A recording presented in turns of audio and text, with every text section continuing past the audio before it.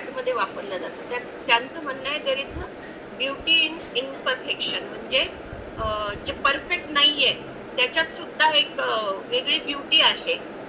आणि त्यांचं असं म्हणणं आहे की ह्या झाडाने बरेच उन्हाळे पावसाळे पाहून आणि त्याने नवीन लोकांना जागा द्यायची म्हणून हे गळून पडलेली गोष्ट आहे.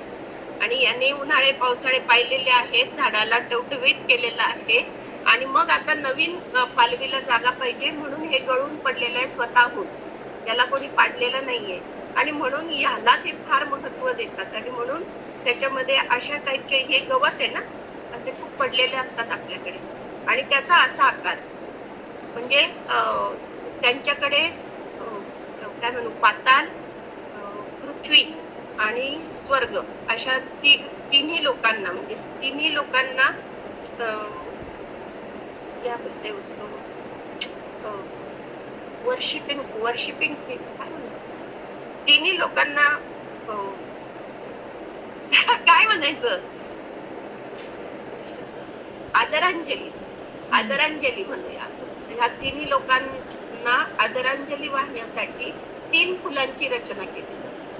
म्हणजे एक कृतज्ञता, येस ग्रॅटिट्यूड, तेच म्हणायचं होतं मला, पण ते ग्रॅटिट्यूडला मराठी शब्द लवकर येत वाईट आहे.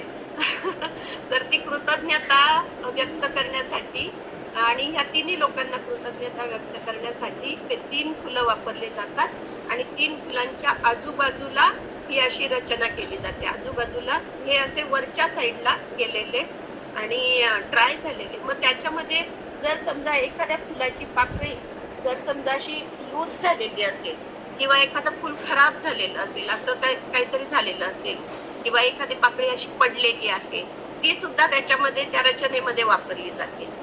कारण त्यांचं म्हणणंच ते आहे की इम्परफेक्ट जरी असलं तरी ते